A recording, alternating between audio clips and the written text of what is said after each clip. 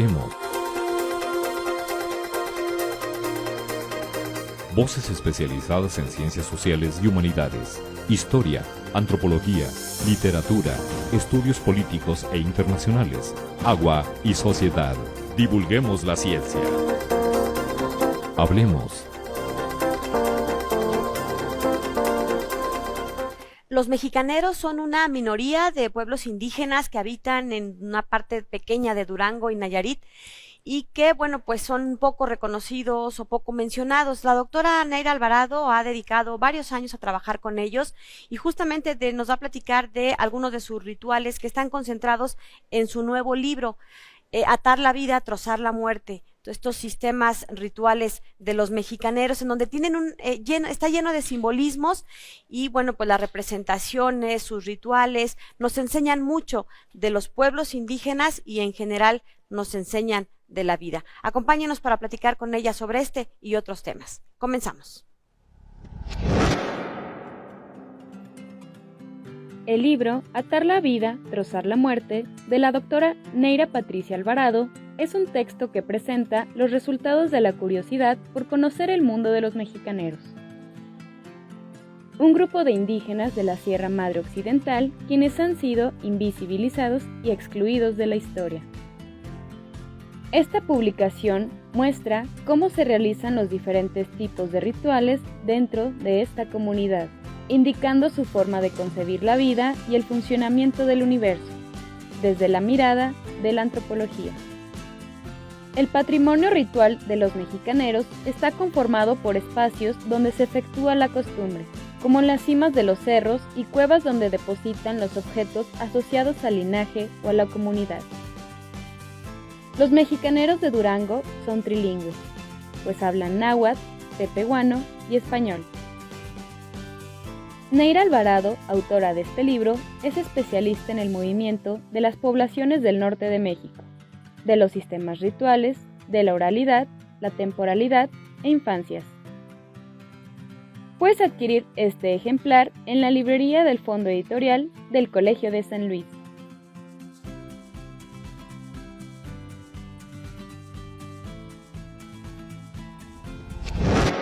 ¿Qué tal? Bienvenidos. Estamos transmitiendo desde el Colegio de San Luis. Estamos en el primer edificio que albergó la primera etapa de este Centro Público de Investigación. Si no tienen todavía la posibilidad de visitarnos, bueno, pues le invitamos para que vengan. El pretexto puede ser cualquiera y uno de ellos tiene que ver con la biblioteca que está aquí a nuestras espaldas. Es la Biblioteca Rafael Montejano y Aguiñaga. Es una biblioteca pública, está especializada en ciencias sociales y humanidades, pero pueden encontrar una gran variedad de temas. No necesitan ser ni científicos sociales, ni investigadores, ni maestros de ciertos niveles. Aquí está abierta para todo público, es de 8 de la mañana a 8 de la noche. Puede consultar la página web por si hay alguna restricción de horario con motivos de pandemia, COVID o de algún pandemia de COVID. Bueno, es lo mismo, pero si tienen alguna restricción de horario, pues ahí estarán avisándose. Así que bueno, pues pueden visitarnos aquí en el Colegio de San Luis.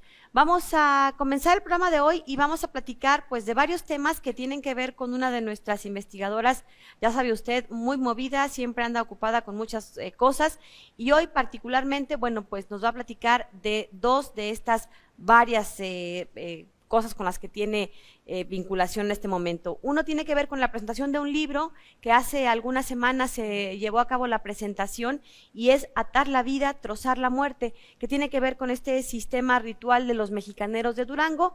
¿Quiénes son los mexicaneros? ¿De qué va el libro? ¿Cuáles son estos sistemas rituales? ¿Cómo ven la muerte?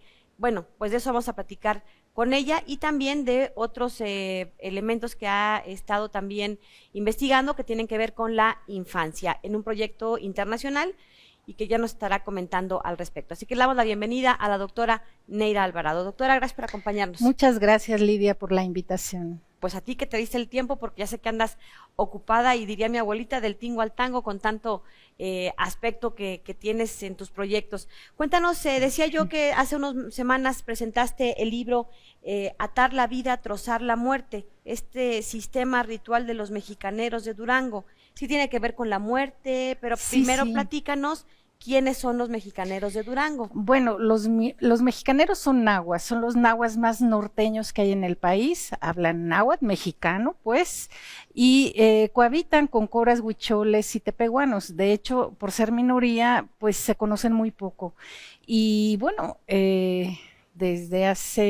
estuve en los 90 con ellos, a lo largo de 10 años aprendí el náhuatl.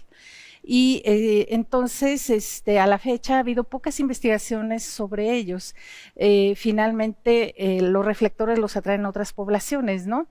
Pero culturalmente son muy semejantes, tienen lo que en español llamamos el mitote, que los mexicaneros llaman el costumbre, que son ceremonias que hacen en las cimas de los cerros y que bailan toda la noche alrededor del fuego, acompañados por un arco musical, tahuitol, que, bueno, los especialistas etnomusicólogos han mencionado que se trata de un instrumento que llega africano, que llega con los españoles, pero en el noreste hay muchos instrumentos de cuerda con árboles y oquedades entre los tarahumaras, que por otro lado también los especialistas etnomusicólogos dicen que son amerindios, ¿no? Entonces, bueno, estamos con una población muy interesante, habitan en pues varios municipios en Durango, el municipio del Mezquital y también en Nayarit, Santa Cruz. Y bueno, son los únicos hablantes de esta lengua y la población es trilingüe, habla tepehuano. En San Pedro Jícoras, que es donde yo estuve más tiempo, hablan tepehuano, hablan el náhuatl y hablan el español. Entonces tienen un mundo muy complejo que poco se ha explorado por las ciencias sociales y las humanidades, porque trabajar con personas que tienen un universo tan amplio, pues te enseña mucho, ¿no? Entonces, bueno, pues sí es difícil hacer trabajo de campo actualmente todavía en estas comunidades, porque pues tienes que caminar mucho, porque no hay carreteras. ¿Están en la Sierra Madre Occidental? Sí, están en barranca. San Pedro Jícoras está en una barranca de 800 metros, y el río, digamos, que atraviesa parte de su comunidad es el río Guasamota. Y San Buenaventura, que es la otra comunidad de Durango, la atraviesa el río San Pedro, que llevan mucho caudal cuando llueve. La gente se queda aislada porque pues son muy pocos los servicios, ¿no? La educación, no tienen internet, incluso para la presentación de este libro que vienen ellos, las autoridades tradicionales de San Pedro Jícoras, con el huracán Roxy que golpeó Nayarit, pues un día tardaron en salir, ¿no? Tenían el riesgo de no llegar justamente porque se quedan incomunicados. O sea, es una población a la que hace falta mucha atención por parte del Estado mexicano, ¿no? Desde hace tiempo. Y bueno, justamente tú te has ocupado de algunos estudios desde la antropología con este grupo de mexicaneros, que además nos dabas un dato hace poquito en donde decías que según algún registro quedan alrededor de 1,100 hablantes de esta lengua. ¿Está en riesgo de extinguirse? Bueno, los jóvenes ahora están muy preocupados. Siempre han sido minoría, como desde que en los 1990, que yo estuve ahí con ellos, toda esta década.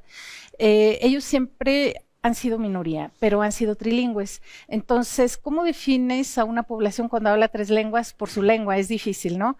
Pero efectivamente, los jóvenes ahora sí están preocupados. Antes no existía esta preocupación. Están preocupados porque es su lengua materna, con la que se identifican muchos de ellos.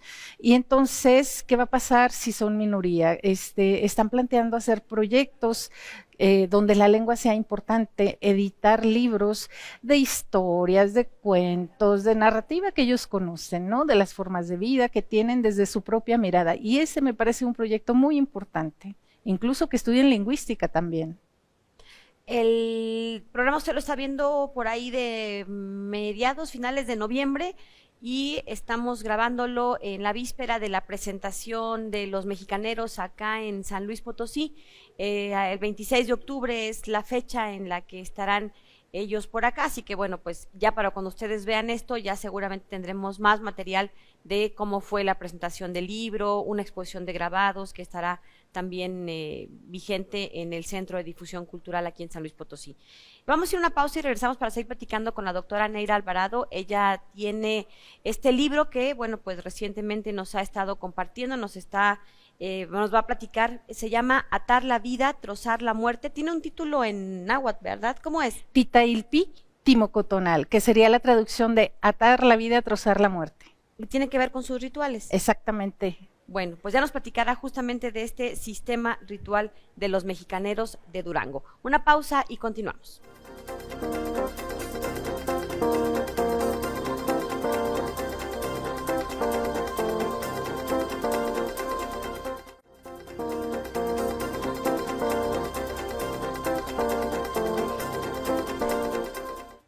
Atar la vida, trozar la muerte es el más reciente libro de la doctora Neira Alvarado, quien hoy nos acompaña.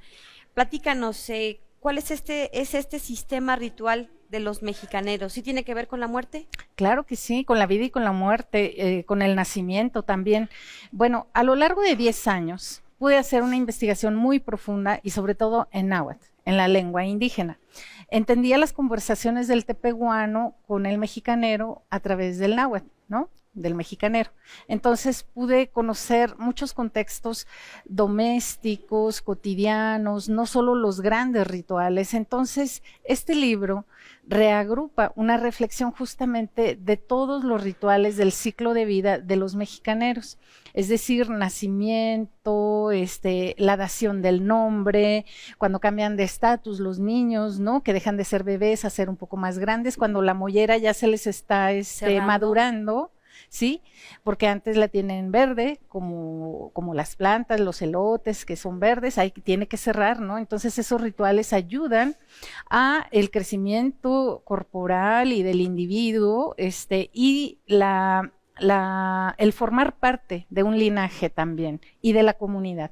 Entonces, los rituales que efectúan son estos mitotes o costumbre que yo decía le llaman shuravet, como estrella, y lo hacen por agrupaciones, grupos de parentesco que nosotros llamamos linajes, que se relacionan con un apellido que es vinculado a los mexicaneros. Y además lo hacen este ritual en términos comunitarios y tienen, tanto los comunitarios como los de linaje, tienen todo un patrimonio, ¿sí? Que se hereda por línea paterna y por apellido mexicanero, que tiene que ver la cima de los cerros, los objetos rituales que se depositan en una cueva, es una cueva donde se reproduce el mundo, los bienes, el linaje, la comunidad, ¿no? ¿Es una cueva específica, un espacio sagrado? Cada linaje tiene esta cueva. Todos estos son espacios sagrados para los mexicaneros, ¿no? Entonces existe en términos comunitarios, pero también en términos de linaje. Y entonces, bueno, al alba, ya cuando sale el sol, se termina este ritual después de 5 días de estar en la cima de los cerros, pero días antes ya cazaron venado. Siempre el venado lo obtienen para hacer la comida ritual, y ritualmente también hay una danza, una cacería de venado, en donde cuando tumban al venado, pues se termina ya el ritual, ¿no? Y todos consumen la comida ritual. Hay especialistas rituales, hombres, mujeres, que los hacen, pero en este libro también documento las prácticas terapéuticas y la corrida del alma. Así se llama en español el timocotonal, trozar la muerte, timocotonal. ¿Qué es? Título del libro. Ajá. Trozar la muerte es el cabo de año. Por ejemplo, cuando tienes que hacer los rituales, cuando muere una persona, para cortar los vínculos nefastos y que no enfermen los niños, que no enferme la familia, los animales, el ganado. Nosotros tenemos estos rituales también, ¿no? La levantada de la cruz, la velación, todo eso. Bueno, acá el timocotonal, que es trozar la muerte, o sea, la corrida del alma, es ayudar al difunto a través de un curandero, un especialista ritual que se dedica a hacer estos rituales solamente, y entonces habla con los familiares y se arreglan, digamos, aquellas ofensas que pudieron estar latentes con el difunto, y todo eso dura toda la noche. y se corta un hilo de lana negra que es cardado especialmente por este especialista ritual que ata a todos los miembros del linaje. Entonces se tiene que simular el corte entre un individuo y otro, que es justamente trozar ese vínculo nefasto con las personas que se quedan en vida, ¿no? Y estos linajes de los que nos hablas son familiares, consanguíneos. Exacto. Sí, tienen el mismo apellido, pueden no ser consanguíneos, ¿sí? Por ejemplo, hay coras que forman parte de apellido Linzer, que forman parte de la familia Reyes, del linaje Reyes, ¿no? O sea, cuando hablamos de parentesco también tienen que ver los afectos y la relación, ¿no? Que se establece con las personas, y eso es lo que determina el parentesco, no solo consanguíneo, ¿no? Ya, o sea, no como lo acostumbramos a nosotros Sí, de, no. es que es mi tía, bueno, puede ser mi tía del alma Claro, o mi amiga claro, y se volvió claro. mi hermana. Y Eso es el parentesco, ¿no? Qué Y bonito. siempre ha sido así. Tienen ese reconocimiento.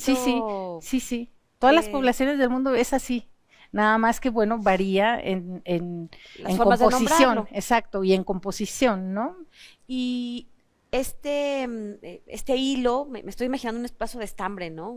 Este hilo que se van pasando, este ritual lo hacen a cargo de algún maestro especial, de alguna figura especial, Sí, o cualquiera. el lo puede curandero hacer? es el especialista, el único autorizado en hacer estos rituales, pero se hace cuando muere un miembro de ese linaje. Puede ser especialista ritual o no, ¿sí? Entonces, digamos que el libro Atar la vida, trozar la muerte, atar la vida, se ata un algodón y una pluma de aguililla, que es la que Cuando nos se da la tratan- vida. Cuando se tratan de rituales de niños. No, en el costumbre del que hablaba, que se baila alrededor del fuego, ahí es donde se ata la vida, es decir, un individuo a un linaje, a un territorio y a los ancestros, ¿no? Como que te unes a. Exacto, desde que naces ese ritual evoca todo esto, ¿no? ¿Y en qué momento se hace específicos? Cuando nace alguien. Está asociado. Cuando cambian de etapa de sí, niño a adolescente. Está asociado al ciclo agrícola, es decir, cuando el elote, ya hay elote, cuando es maíz, ya, ¿sí? Y en tiempo de seca se pide lluvia con el esquite, es el costumbre del esquiat, ¿no? Del esquite, es decir, se pide el agua con el elote que se asa y se tuesta para pedir la lluvia, ¿no?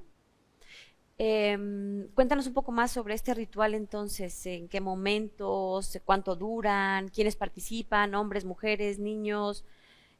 ¿Decías que tiene que ver con el ciclo agrícola? Sí, es que se vinculan varios ciclos, el ciclo de vida de un individuo, el ciclo agrícola, y hay rituales por linaje, que son en las mismas fechas del elote, del maíz y del esquite, ¿sí? Y además están los comunitarios, que también tienen que ver con este ciclo agrícola, pero solamente en los de linaje es donde se hacen los rituales de los niños, del ciclo de vida, para madurar, para darles de comer la sal, que su cuerpo vaya madurando y su mollera también, y presentarlos en el seno del linaje. Es un reconocimiento también, se les da el nombre, y además forman parte del linaje en donde se está haciendo este ritual. Eso es el atar la vida. El trozar la muerte es el timocotonal que ya explicaba, y finalmente en los dos rituales existe el hilo de algodón, istak, que es blanco, y el ichkat, que es la lana negra en el ritual de trozar la muerte, ¿no? El hilo blanco es de la vida y el Exacto. negro es de la muerte. Me encantó esto del ritual porque dices que cortar los vínculos nefastos, o sea, lo que te hizo daño o lo que te Exacto. podría seguir haciendo daño a pesar de la muerte de esa persona. Y un poco lo entienden así, supongo, Claro, ¿verdad? claro. Y de hecho hay yo descubrí una noción filosófica que es el malina, es trenzar, torcer la cuerda, y que la encuentras en el movimiento de los astros, en el cordón umbilical de un niño, lo encuentras también en el movimiento de la danza, del baile, del shurabet, del costumbre, encuentras este movimiento. Entonces es una noción que nos habla del tiempo-espacio mexicanero. Pero ¿qué es torcer? ¿Qué simboliza? Es como la figura que haces con dos hilos que estás hilando. Sí, sí. Eso es Y para ellos trenzar, torcer la representa- cuerda. Es como cuando cardan el algodón también y la lana, ¿no? Cuando hilan ¿Y el tiene algodón. algún significado? Sí, es el movimiento, el movimiento del tiempo y espacio entre los mexicaneros, ¿no? Malina. Es como el olín de los antiguos nahuas, acá es el malina. ¿no? ¿Tienen participación las mujeres? Participan niños, mujeres, jóvenes, hombres. Casi siempre se quejan, ¿no?, de que los jóvenes ya no quieren participar, pero ahí están como espectadores o bailando o yendo a cazar el venado, pero siempre están ahí. Y en el Trozar la Muerte, la corrida del alma, es obligado, siempre tienen que estar ahí, ¿no? Pero hay otros rituales que hablo en el libro, también los rituales políticos, de las autoridades, de los mayordomos, de las imágenes santas. Cuéntanos un poquito más antes de ir a estos otros rituales, en el de Trozar la Muerte, ahora que estamos tan, en este mes de noviembre, recientemente las fiestas del Chantolo, en la Huasteca Potosina, está ya pues invasión cultural del Halloween, que desde hace varios años también ya está muy presente, sobre todo en ciertas ciudades. Creo que las hemos imitado, entre más cercano estemos a las ciudades del norte por Estados Unidos, pero bueno, finalmente se han vuelto ya, afortunadamente volvieron las calaveras de Posadas, pero creo que en México nunca nos hemos despegado del todo estos rituales de la muerte. En particular, ¿qué otro aspecto rescatarías del de trozar la muerte? Bueno, nosotros reagrupamos en un mismo campo de análisis las enfermedades, pero también la muerte, ¿no? Y entonces el timocotonal se hace al año de que murió alguien, pero también se festeja el Día de Muertos. Ellos le llaman el Santur o Santoro, ¿sí? Santoro, Todos Santos, ¿no?, en español. Y hacen altares en sus casas y sobre todo se reconoce como ir a buscar las calabazas, cocerlas para ponerlas en el altar, ¿no? Y en el panteón también van, en el cementerio, van y hacen un altar, pero también en el atrio de la iglesia, porque antes había un panteón ahí, entonces ponen también. Y lo más interesante es que a Cristo lo velan en la iglesia. En Día de Muertos lo ponen como un difunto, con una manta, con flores, javielsa se llama, la flor del campo que se da en esa temporada. Ellos no usan el cempasúchil, están lejísimos también de donde lo venden, ¿no? Usan las flores del campo. Sí, las que están en temporada. Exacto, exacto. Vamos a ir a una pausa y regresamos para seguir platicando con la doctora Neira Alvarado. Nos está platicando de su más reciente libro, Atar la vida, trozar la muerte. Y continuamos con el programa de hoy. Vamos a platicar también de otros de sus proyectos, uno que tiene que ver con la alimentación en la infancia. Regresamos. La Secretaría de Cultura del Gobierno del Estado de San Luis Potosí convocó a la instalación del Consejo de la Crónica de los Municipios del Estado de San Luis Potosí, la cual se llevó a cabo en las instalaciones del Colsan. El objetivo de este Consejo de la Crónica es promover la colaboración que permitirá fortalecer y difundir las labores y contribuciones que realizan los cronistas municipales sobre su cultura e historias locales. Durante el evento se dijo que el trabajo que desarrollan los cronistas se considera importante por parte de la población. Sin embargo, pocos conocen el alcance de su labor. Para integrar el comité ejecutivo del Consejo, se eligió como presidente a Amado Sánchez, del municipio de Soledad de Graciano Sánchez. Como vicepresidente a Cristóbal Martínez, de Villa de Reyes. Y como vocales a Jesús Hermosillo para la zona altiplano, Isabel Monroy para la región centro, Elena Rodríguez para la zona media y Juan Barajas de Tamazunchale será el representante para la zona huasteca. Con la creación del Consejo de la Crónica de los municipios del estado de San Luis Potosí, no solo se logrará un mayor reconocimiento por parte de la población en general, sino que se estimulará la apertura de más espacios para su desarrollo.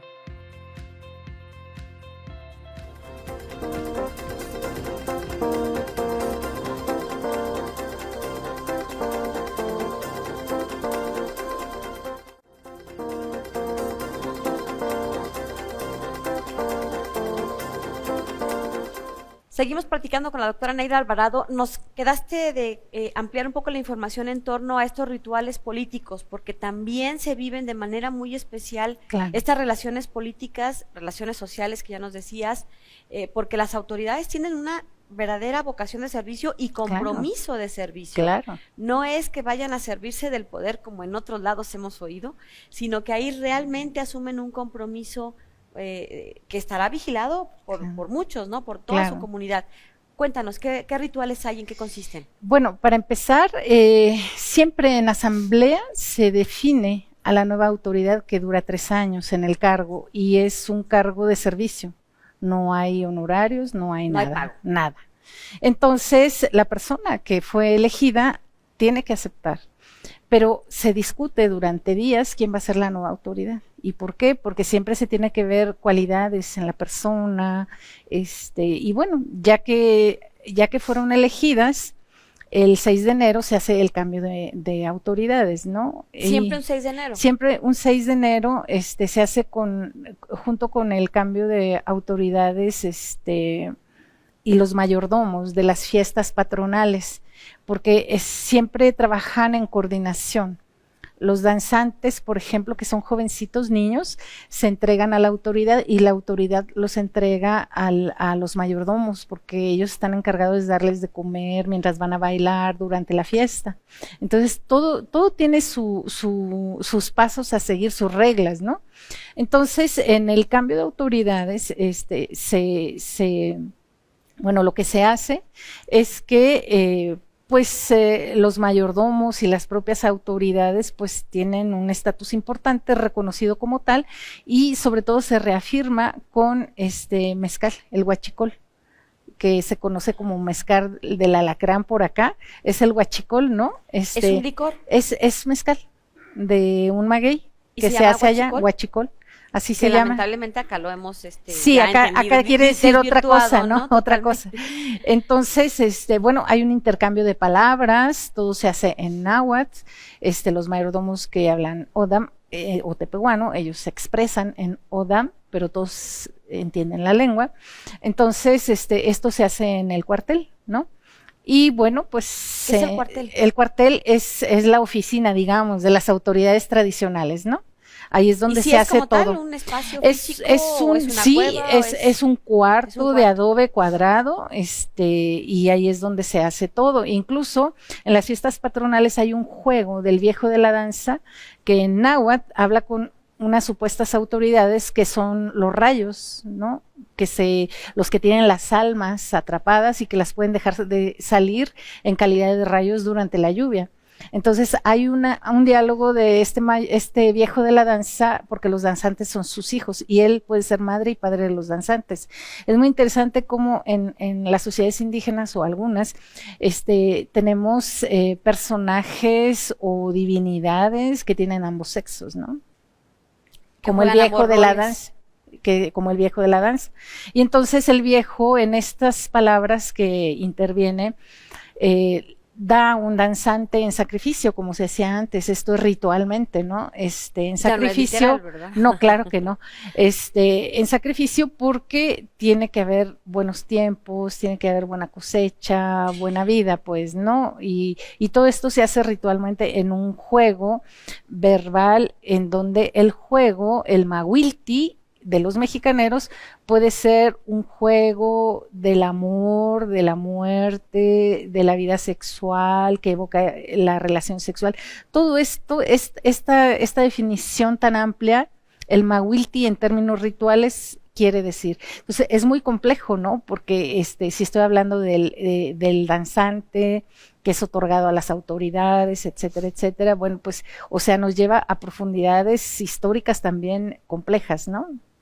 ¿Y para casarse, para matrimonios, también hay rituales específicos o eso no es tan...? Pues simplemente se acuerdan, ¿no? Uh-huh. Acuerdan irse, en un tiempo existe el rapto también, entonces, de hecho, con los animales lo vemos, con los venados, el diablo es el dueño de los animales y dice, yo no les voy a dar mis venados, pero los mexicaneros dicen, bueno, pero te podemos robar uno, ¿no? Entonces, el rapto también entre las personas se puede dar y es una manera de casarse, ¿no? Pero que es consensuado, digo. Claro, cuando yo digo rapto a nosotros nos espanta, sí, ¿no? Claro, pero no, es una manera de matrimonio, es una forma de matrimonio también. ¿Qué otros rituales, digamos, de relaciones más domésticas tienen que hayas incluido en el libro? Pues en el nacimiento, por ejemplo, cuando nace un bebé, bueno, antes de nacer la partera al sobar el vientre materno desde los 3 meses ya sabe si es niño o niña, y sabe por la forma del cuerpo. Cuando es una bolita, dice, bueno, pues es que es niña, pero cuando ya siente que tiene como extremidades a los 3 meses, dice es niño, porque en la cosmogonía de los mexicaneros, la mujer, su cuerpo está asociada al cuerpo del antropófago Tepoztlán, que no tenía brazos y parecía que nada más era una serpiente, ¿no? Entonces, las mujeres no tienen extremidades, por eso una partera lo puede identificar, ¿no? Y efectivamente funciona así, sí funciona, efectivamente. Son cosas así que descubre uno en la vida cotidiana cuando estás con una persona que está sobando, por ejemplo, ¿no? ¿Y ya cuando nace el bebé hacen otro ritual? Sí, pues se entierra la placenta, el ombligo, y se hace una flecha como si ese bebé tuviera un doble, y ese doble se tiene que estar cuidando como con el bebé, y ya hasta que empieza por los rituales que antes mencioné, que van madurando su cuerpo, ¿no? Y que forma parte del linaje y que ya consume sal, etcétera, etcétera. Pues bueno, ya pasa por todo estas etapas rituales, ¿no? A mí me impresiona cómo el conocimiento de los pueblos indígenas está tan adelantado, podríamos decir, porque al final coincide con muchos de los conocimientos científicos que hoy te dice, por ejemplo, el pediatra, ¿no? Que no le des sal a los bebés en ciertas etapas, no le des azúcar, y que, bueno, pues por lo que mencionas ahora, todo ese conocimiento es ancestral para ellos, ¿no? Claro. Atar la vida, trozar la muerte, los mexicaneros tienen otras complicaciones, digamos, en donde por ser minoría a veces no están muy visibles todos estos aspectos. ¿Qué otras cosas has encontrado que a lo mejor no están en el libro, pero que, bueno, a lo largo de tu trabajo de varias décadas con ellos, podrías comentarnos? Porque estuvieron, insisto, recientemente acá en San Luis para también hacer visible algunas de estas realidades que enfrentan. Claro, bueno, efectivamente, ahorita, digamos, en este contexto más importante es el aspecto político, como el Estado mexicano pues integra a los mexicaneros en el Plan de Justicia Wixárika, Nayeri, Odam y Mexican. Los integra porque por ser minoría a lo largo del tiempo ha habido muy pocos proyectos de políticas públicas hacia ellos, ¿no? Como están en una barranca, o sea, en esta región pues también las actuales condiciones de violencia imperan también allá, ¿no? Entonces, si no hay una intervención del Estado en cuanto a salud, en cuanto a escuela, pues yo recuerdo hicimos la cápsula informativa del COVID, ¿no? Porque el INALI no tenía una cápsula del náhuatl de los mexicaneros cuando es la población que en el siglo XIX fue visitada por Proist, por ejemplo, que tiene un libro de cuentos y mitos náhuatl, esencialmente estuvo ahí, o por Karl Umholtz, el noruego, que también estuvo ahí, ¿no? Entonces, o sea, sí tenemos a lo largo del tiempo, pues gente que ha estado ahí, pero después se olvidaron, ¿no? Entonces, ahorita yo creo que la más importante movilización de los jóvenes, de las autoridades, es trabajar en ese plan de justicia, que sean considerados a la par que los demás grupos indígenas, como los huicholes o wixárika, pues, como les queramos llamar, como los nayeri, los odam o los yaquis, ¿no? Que son de pronto un poco más mediáticos por algunas coyunturas, y que, bueno, pues no por ser minoría, pues justamente ahora estamos obligados a ver esas minorías precisamente. ¿Nos puedes platicar, bueno, finalmente este libro dónde está disponible? ¿Está descarga, gratuito? ¿Cómo está? Bueno, el libro está disponible en la librería del Colegio de San Luis. Espero que próximamente esté en descarga gratuita también. Tiene que cumplir un periodo, ¿verdad? Sí, porque por sí. ser novedad editorial todavía se tiene que vender. Después de cierto tiempo, no le digo cuánto, para que venga y lo compren, no es cierto. En la librería, página del Fondo Editorial del Colegio, ahí va a estar la información. Sí, y bueno, en las presentaciones, ¿no? Donde está, ya lo presentaste en Durango. En Durango. Lo presenta recientemente acá en San Luis. En la FIL estará también, sí, en la de Guadalajara. Del libro, por cierto, aprovechamos para hacer la mención completa. Vamos a estar como el Colegio de San Luis presentando algunos libros y con un espacio ahí para venta que también pueden ustedes visitar. Vamos a la pausa y regresamos para seguir platicando ahora sobre un proyecto que, bueno, pues también tiene ya varios años la doctora Neira, en donde se ha vinculado con Francia, con Bélgica, y que ha dado un resultado muy interesante. Se llama la Guía del Pequeño Antropólogo de la Alimentación. Ya nos platicará de qué va. Continuamos.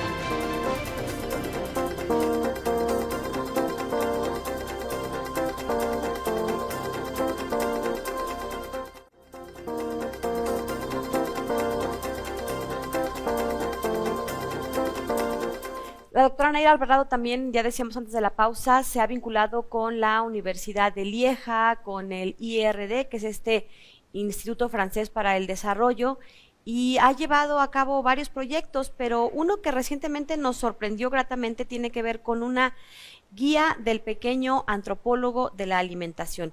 Primero, recupérenos un poco sobre este proyecto que has trabajado, cómo se denominó, qué incluyó, y luego vamos directo a esto de la guía. Sí, de hecho, el proyecto Child Herit, el proyecto que trabajamos aquí en el Colegio de San Luis con estas dos instituciones extranjeras de la Universidad de Lieja y del IRD, consistió pues justamente en conocer lo que es el patrimonio para los niños, ¿no? Un poco cuestionar o ver las contradicciones que hay de las definiciones de los organismos internacionales que son aplicadas casi automáticamente por los estados-nación o los estados de la república, ¿no? Como en el caso de México. Entonces nos dimos cuenta que el patrimonio para estos niños podía ser cualquier cosa, ¿no? Y que no era eterno, podía cambiar. Entonces, esos aspectos fueron muy interesantes y descubrimos cosas pues muy, muy novedosas, ¿no? Entonces, el proyecto concluyó, hubo muchos resultados, pero esta colega, Elodie Rassi, en la Universidad de Lieja, trabajó un taller con una de sus alumnas en una escuela belga, justamente sobre la alimentación, y entonces estuvieron trabajando sobre alimentos pues de otros países de América Latina, y los niños pues muy, muy entusiasmados, y de ahí nace este proyecto de la Alimenpedia. ¿Cómo se vincula con el proyecto de patrimonio, infancia y patrimonio? Bueno, que finalmente nos dimos cuenta que también para los niños existía en los platillos, ¿no?, que consumen, pues el patrimonio para ellos, ¿no? Entonces, es algo sumamente importante, claro, ¿no? Claro. Se vuelve una parte valiosa. Claro, claro. Como por ejemplo, es por poner un ejemplo, en Bélgica estos panecillos, estas galletas que hacen con miel maple, pues, o sea, todos los niños lo conocen, están en todas las ferias y es algo en lo que destacaron que existía, ¿no? Y bueno, a mí me tocó colaborar con el patrimonio de los niños, pero de Día de Muertos, ¿no? Sabemos que es un día que fue nominado pues como Patrimonio de la Humanidad, porque el Día de Muertos es importante para todos los mexicanos, chicos, grandes, indígenas, no indígenas, ¿no? Y entonces a mí me interesó plantear que justamente para los niños con los que yo trabajé en San Pedro Jícoras, la calabaza era importante. Leyendo mis notas, yo veía que efectivamente participaban en los altares, pero eran los que se dedicaban a buscar las calabazas en las milpas. Entonces, cuando les decía, ¿qué haces en el Santur, buscar calabazas. Para ellos eso es el Día de Muertos, o comer calabazas, ¿no? ¿Esa preparación dulce que se hace? No, no, no, son las calabacitas tiernas que se dejan así sin preparar. Sin preparar, pero las comen cocidas ellos, ¿no? Entonces en el altar se dejan sin preparar, pero ellos las comen cocidas. Y entonces es interesante ver que para un niño de 4 años o 6 años, el Día de Muertos entre los mexicaneros es comer calabazas, ¿no? Esa es como la parte más valiosa o divertida o importante para ellos. Claro. Y estos rituales de alimentación, de comida, se volvieron importantes porque, déjenme hacer un paréntesis, este proyecto del que nos platicaba de la infancia y el patrimonio que se realizó entre el Colegio de San Luis, el IRD en Francia y la Universidad de Lieja en Bélgica, tuvo, entre otras cosas, un equipo de trabajo multidisciplinario, y entonces se investigó a la infancia en Bélgica, en México, ¿en dónde más? América Latina, en África. Y bueno, pues estas investigaciones dieron, entre muchos otros productos, como ya nos decía, como resultados de investigación, esta Alimenpedia, porque es una guía de los alimentos. Cuéntanos un poco más. Sí, es decir, que en estos talleres que yo comentaba en un inicio, pues los pequeños trabajaron como un antropólogo, es decir, si conocían un producto que no era conocido para ellos, bueno, pues había información, ellos investigaban también, la tapioca o la quinoa o el maíz, o ¿no? Investigaban y entonces hacían cosas que se podían consumir, o el agua de Jamaica, ¿no? Que no existe allá la Jamaica, entonces tenían Jamaica, hicieron agua de Jamaica y la probaron, entonces de esa manera ellos indagaban, investigaban y preparaban platillos, y es como se hizo estos talleres conociendo estos otros productos. Entonces, por eso se llama la guía del pequeño antropólogo, porque ellos participaron activamente en el proceso de esta guía. Incluso el nombre lo votaron porque hubo muchas propuestas y ganó Alimenpedia porque les parecía que era el nombre que podía llevar un libro donde ellos participaban como pequeños antropólogos, ¿no? ¿Es una especie de combinación de enciclopedia de los alimentos o algo así? Pues sí, pero además tiene esta parte colaborativa con los niños y los investigadores, y tiene la participación activa de los niños, ¿no? ¿Y qué se encuentra ahí? ¿Efectivamente una guía de cómo alimentarse o tiene que ver más con una perspectiva antropológica? Sí, es la perspectiva antropológica de los niños, ¿no? De ciertos productos de los lugares donde ellos son, porque hay mucha población inmigrante. Entonces, para un niño, digamos, africano de Mali, pues había cierta comida que era importante. Para los belgas, pues esta galleta, y así, ¿no? Para México, pues el Día de Muertos se escogió porque pues podía ser el tema universal, ¿no? Pero el Día de Muertos también, o sea, se explica cómo puedes distinguir un altar donde hay niños difuntos y donde no hay niños difuntos, por los dulces, ¿no? Por los dulces, o los juegos entre los niños en ciertas regiones donde se dice mi muerte y mi calavera, y el que la pide no la da, ¿no? Previo al Día de Muertos, muchos niños de muchas regiones, o sea, piden su calaverita de azúcar para poderla comer, y debe llevar su nombre. Entonces hay una especie de canibalismo ahí, ¿no? ¿Y qué significa esta frase que nos dijiste?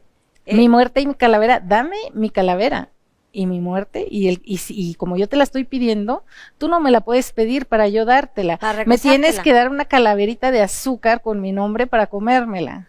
¿Y el que la otorga no la da, o cómo era? El que la pide, yo te la pedí, yo no te la puedo dar, tú ya no me la puedes pedir, pues. Ya. Ajá. ¿Cómo son los altares de muertos entre los mexicaneros?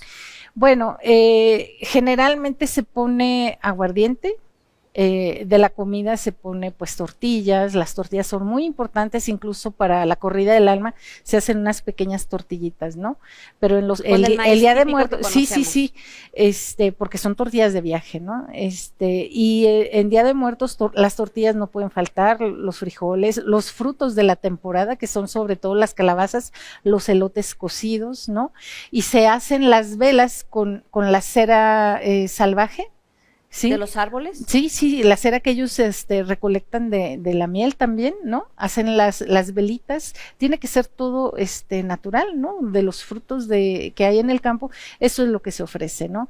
Y para los niños, pues se pone la calabaza también cocida o la calabacita cruda, ¿no? Los altares que conocemos en esta zona de San Luis Potosí, pues tienen que ver con la flor de cempasúchil, y que si los niveles, y la sal, la cruz de sal, las veladoras que iluminan el camino, ¿se parecen? ¿Tienen algunas semejanzas? ¿Son a lo mejor también en niveles o allá no? Pues esa explicación de niveles no, porque los mexicaneros, por ejemplo, ellos, el cielo y el mar se juntan, se llama el Ilhuicat. Tienen una imagen de la Virgen del Refugio en la iglesia, donde existe en una tira así verde el espacio donde habita el hombre, y el cielo y el mar se juntan, ¿no?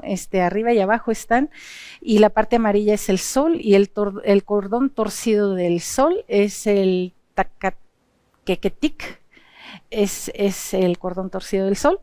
Es justamente este movimiento que mueve todos esos espacios. Entonces, acá hablamos de una concepción espacial diferente, y cada grupo indígena o grupo humano va a tener diferencias en la concepción del mundo, ¿no? Eso es lo que lo hace rico. Entonces, acá no vamos a encontrar esos niveles de explicaciones, sino que son un poco más otras. Católicos, ¿no? Sí, acá católica. Sobre todo lo que entendemos es el oriente y el poniente, donde sale el sol, que es la vida, y el poniente es la muerte, ¿no? Donde se pone el Exacto. sol. La doctora Nayra, como ustedes saben, tiene diversos proyectos que van desde los que ya nos ha platicado hoy, esta investigación con mexicaneros, tienes también un proyecto de gitanos, el de la infancia y patrimonio. En pandemia recuerdo que estabas generando podcasts que están en YouTube, sí, relacionados con infancia y discapacidad, sí, ¿cierto? Sí. ¿Dónde los podemos encontrar? ¿Qué consultamos? ¿Algún contacto? Sí, en el canal de YouTube, la antropología en tiempos de coronavirus, ahí pueden encontrar una gran cantidad de trabajo que hicimos con personas, madres, niños, con los que trabajamos talleres, niños en situación de discapacidad, de cómo vivían la pandemia, ¿no? Porque cerraron instituciones, no había rehabilitación, entonces los niños estaban más que desesperados, ¿no? Y justamente este proyecto contribuyó en que impulsáramos talleres con ellos, y los niños encantados de participar, y en realidad se sentían muy orgullosos por ser tomados en cuenta, ¿no?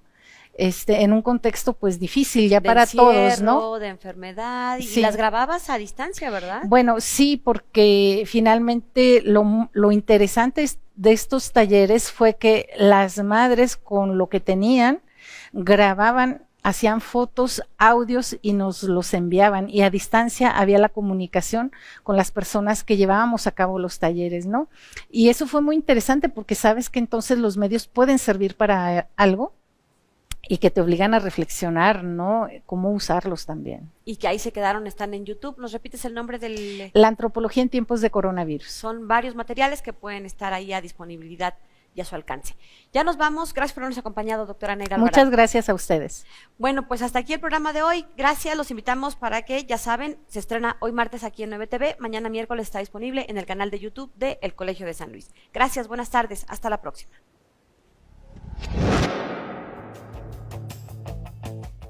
El Colegio de San Luis te invita a los eventos y actividades que se llevarán a cabo durante los próximos días.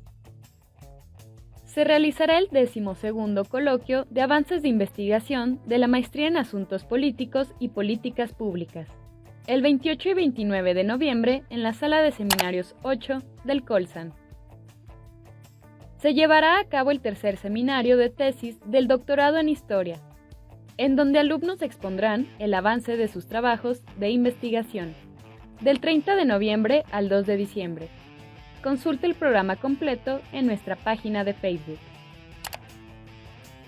El Colegio de San Luis está presente en la Feria Internacional del Libro de Guadalajara. Te esperamos en el stand H11, del 26 de noviembre al 4 de diciembre.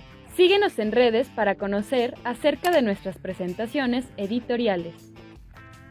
Se llevará a cabo la presentación del libro El arte de engañar, presentado por el doctor Mauricio Guzmán, investigador del programa de estudios antropológicos. El 2 de diciembre a las 18 horas en la sala de profesores del Colsan. Te invitamos a las 17ª Jornadas Internacionales de Historia de las Monarquías Ibéricas. Una mirada desde la historia ambiental. Del 7 al 9 de diciembre en modalidad mixta. Para mayores informes puedes enviar un correo a juancarlos.ruiz@colsan.edu.mx. ¿Quieres estudiar un posgrado con beca CONACYT? El Colegio de San Luis tiene abiertas las convocatorias de Maestría en Historia y Maestría en Gestión Sustentable del Agua. Conoce las bases en nuestras redes sociales y página web. Consulta los detalles de este y otros eventos a través de nuestra página web www.colsan.edu.mx y síguenos también en nuestras redes sociales.